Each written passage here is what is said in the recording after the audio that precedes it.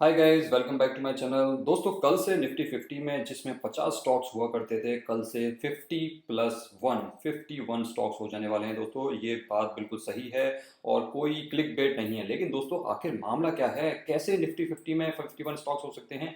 आखिर नाम ही इसका निफ्टी 50 है, तो इसमें ये जो एक स्टॉक है क्यों आ रहा है और कौन आ रहा है, ये एक बहुत बड़ा क्वेश्चन मार्क है। इसीलिए तो दोस्तों ये बहुत ही इंपॉर्टेंट वीडियो है और हो सकता है एक बार में आप लोगों को समझ में ना आए। अगर एक बार में कॉन्सेप्ट समझ में नहीं आता है तो आप लोगों को ये वीडियो दोबारा देखनी पड़ेगी, लेकिन अगर आप इसको दोबारा देख लेंगे तो आपको बिल्कुल क्लियर हो जाएगा कि आखिर मामला है क्या।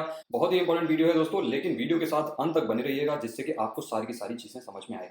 अब आपको मैं बता देता हूं कि आखिर हो क्या रहा है। एक्चुअली आप लोगों को पता होगा कि रिलायंस इंडस्ट्रीज ने अभी अपना डीमर्जर अनाउंस किया है, जिसमें जियो फाइनेंशियल सर्विसेज का डीमर्जर होगा रिलायंस के अंदर से, जिसकी जो रिकॉर्ड डेट है वो है जुलाई 20, यानी कि कल इसकी रिकॉर्ड डेट है।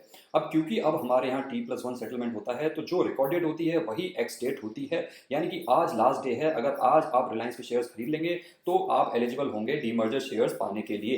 यानी कि कल होगा इसका प्राइस का एडजस्टमेंट। कल ही रिलायंस में से वो जो डीमर्ज एंटिटी है वो निकलेगी और उसका प्राइस घटेगा। लेकिन दोस्तों, अगर रिलायंस इंडस्ट्रीज को हमने इसी तरीके से छोड़ दिया और कल रिलायंस इंडस्ट्रीज को गिर जाने दिया, क्योंकि डीमर्ज एंटिटी निकलेगी तो यहाँ पे प्राइस का एडजस्टमेंट होगा, गिरेगा, तो आप समझ सकते हैं कि निफ्टी 50 पे और रिलायंस जितने भी बाकी इंडेक्सेस हैं, चाहे निफ्टी 100 हो गया, 200 हो गया, और जितने भी इंडेक्स फंड्स हैं वो भी निफ्टी 50 को ट्रैक करते हैं, तो उन सब पे कितना बड़ा असर पड़ेगा। इसीलिए यहाँ पे एक्सचेंज ने एक नया रूल निकाला है, जो कि रूल 26 अप्रैल 2023 में ही आया था। NSE announces revision in current treatment of demergers। इसमें NSE ने बताया था कि डीमर्जर्स को अब किस तरीके से टैकल किया जाया करेगा, क्योंकि पहले डीमर्जर्स को कैसे टैकल किया जाता था। इससे पहले डीमर्जर्स को ऐसे टैकल किया जाता दोस्तों, जिस भी कंपनी में डीमर्जर अनाउंस होता था और अगर वो स्टॉक निफ्टी 50 में होता था तो उस स्टॉक को निकाल दिया जाता था और निफ्टी 50 में उसका कोई इक्विवेलेंट स्टॉक ला करके रिप्लेसमेंट किया जाता था, जिससे कि इंडेक्स पे कोई असर ना पड़े डीमर्जर की वजह से। और ये अभी तक होता आ रहा था, लेकिन दोस्तों ये एक इफेक्टिव सॉल्यूशन नहीं था, ये एक अप्रोप्रिएट सॉल्यूशन नहीं था। इसीलिए यहाँ पे NSE जो है एक नया सॉल्यूशन लेकर के आई है। नया सॉल्यूशन क्या है दोस्तों, उसके हम स्टेप बाय स्टेप प्रोसेस जानते हैं। सबसे पहले दोस्तों, इस नए स्टेप में क्या होता है, इस नए प्रोसेस में क्या होता है रादर, इसमें एक सबसे पहले स्पेशल प्री ओपन सेशन कराया जाता है। अब ये स्पेशल प्री ओपन सेशन क्या होता है? ये दोस्तों वही स्पेशल प्री ओपन सेशन होता है जो आप लोगों को पता होगा 9 AM से 10 AM होता है। नॉर्मली तो ये 9 AM से 9:15 होता है। आप लोगों को पता होगा प्री ओपन सेशन जो होता है वो होता है 9 AM से 9:15। और इस प्री ओपन सेशन में क्या होता है, इसके ऊपर ऑलरेडी मैंने वीडियो डाल रखी है। लेकिन इसके लिए होगा स्पेशल प्री ओपन सेशन, और ये स्पेशल प्री ओपन सेशन आप लोगों ने देखा होगा जब IPOs आते हैं। तो IPOs की लिस्टिंग का जब फर्स्ट डे होता है, तब 1 घंटे का यहाँ पे प्री ओपन सेशन होता है, जिसको हम स्पेशल प्री ओपन सेशन बोलते हैं।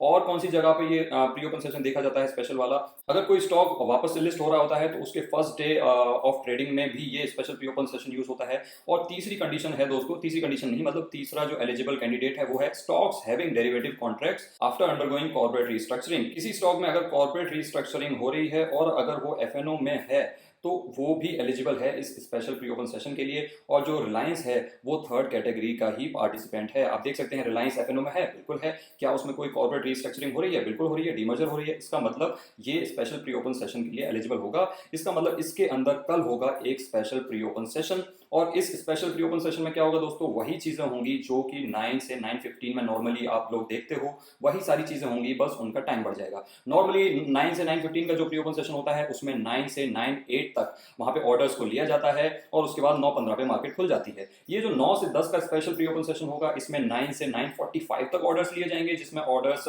एंटर किए जा सकते हैं, मॉडिफाई किए जा सकते हैं, कैंसिल किए जा सकते हैं, और उसके बाद ऑर्डर्स जो हैं नहीं लिए जाएंगे। तो ये होता है स्पेशल प्री ओपन सेशन में। लेकिन दोस्तों यहाँ पे आप लोगों को उतनी क्लैरिटी नहीं मिल रही होगी। अगर आप इसको इन डेप्थ जानना चाहते हो कि प्री ओपन सेशन में क्या होता है, इसके ऊपर मैंने 3.5 साल पहले बहुत ही शानदार वीडियो ऑलरेडी डाल रखी है, जिसके ऊपर 1.2 मिलियन से भी ज्यादा व्यूज हैं। और दोस्तों वो मेरी मोस्ट व्यूड वीडियो है।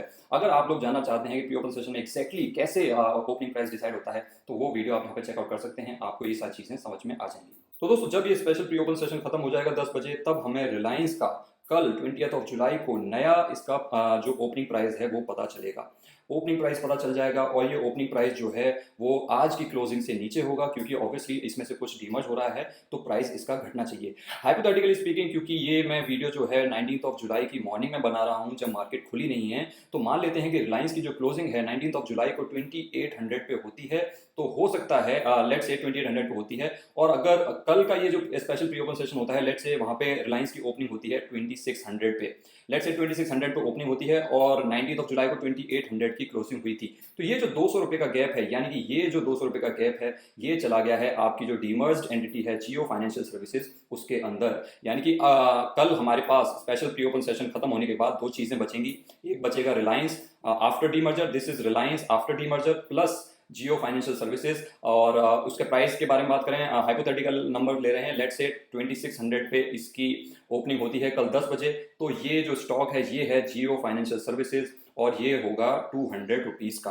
तो दोस्तों उसके बाद क्या होगा, उसके बाद जो स्पन ऑफ एंटिटी है, यानी कि जो जियो फाइनेंशियल सर्विसेज रिलायंस से निकल करके जो हमने हाइपोथेटिकल नंबर निकाला था 200 रुपए का निकला, उसको फिर इंक्लूड कर दिया जाएगा निफ्टी 50 में। आप यहाँ पे देख सकते हैं, in this case Reliance strategic investments, जिसका नाम चेंज करके जियो फाइनेंशियल सर्विसेज कर दिया जाएगा, will be included at 10 AM in the Nifty 50 at a constant price. Nifty 50 में ऑलरेडी 50 स्टॉक्स हैं, ये वो 51 स्टॉक बनेगा। ये जो 200 रुपए का जियो फाइनेंशियल सर्विसेज निकला है, ये वो 51th स्टॉक होगा जो कि निफ्टी 50 में ऐड कर दिया जाएगा एट अ कांस्टेंट प्राइस। और ये कांस्टेंट प्राइस क्या होगा दोस्तों, ये कांस्टेंट प्राइस वही होगा जैसे मैंने अभी आप लोगों को बताया था 2800 माइनस 2600, जो कि बेसिकली क्या है, जो कि बेसिकली डिफरेंस है जो क्लोजिंग थी T-1 डे पे, यानी कि 19 जुलाई पे जो क्लोजिंग थी, और जो ओपनिंग प्राइस ड्राइव हुआ है स्पेशल प्री ओपन सेशन में ऑन जुलाई 20th, इन दोनों का जो डिफरेंस है वही प्राइस है जियो फाइनेंशियल सर्विसेज का, और उसी प्राइस पे उसको निफ्टी 50 के अंदर ऐड कर दिया जाएगा एट अ कांस्टेंट प्राइस। अब कांस्टेंट प्राइस का क्या मतलब है दोस्तों, कांस्टेंट प्राइस का मतलब ये है दोस्तों,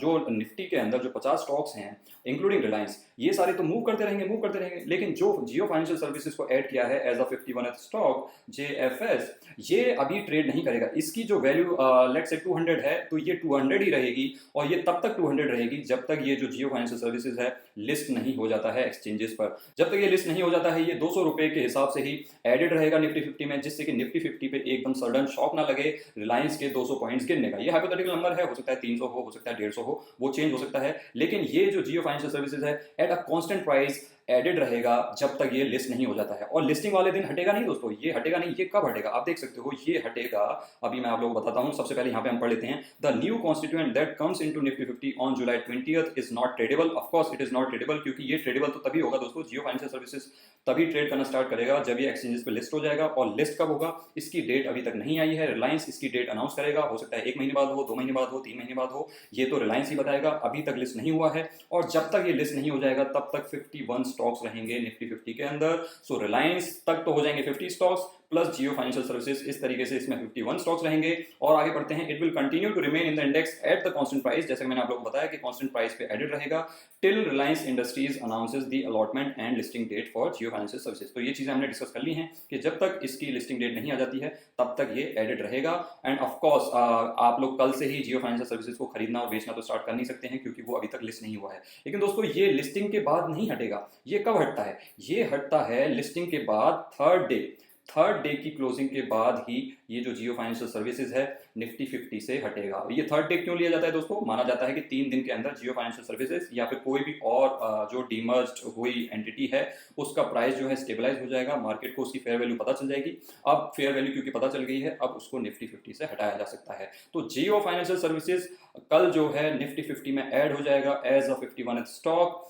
और ये तब तक 51th स्टॉक बना रहेगा इसमें जब तक ये लिस्ट नहीं हो जाता है। और लिस्ट होने के 3 दिन बाद तक ये निफ्टी 50 के अंदर पार्टिसिपेट करता रहेगा, यानी कि निफ्टी 51 बना करके रहेगा। ये होने वाला है दोस्तों एग्जैक्टली कल रिलायंस के डीमर्जर के बाद, और ये नए रूल्स के अकॉर्डिंग हो रहा है जो मैंने आप लोगों को पीछे दिखाया था। अब आपका क्वेश्चन ये आ सकता है कि जो एफएनओ कॉन्ट्रैक्ट्स हैं रिलायंस के, उनके साथ क्या होगा दोस्तों। तो जो एफएनओ कॉन्ट्रैक्ट्स हैं दोस्तों, अभी जो करंट कॉन्ट्रैक्ट्स चल रहे हैं ये सारे के सारे 19 जुलाई को एक्सपायर हो जाएंगे, चाहे वो जुलाई पे हो, अगस्त के हो या सितंबर को हो। इन सब की एक्सपायरी आज है, तो आप ध्यान रखिएगा कि आज ये सारे कॉन्ट्रैक्ट्स आप क्लोज कर लें, क्योंकि ये सारे जो कॉन्ट्रैक्ट्स हैं आज ही खत्म हो जाएंगे, आज ही इनकी फिजिकल डिलीवरी हो जाएगी अगर आपका कुछ इन द मनी ऑप्शन है तो।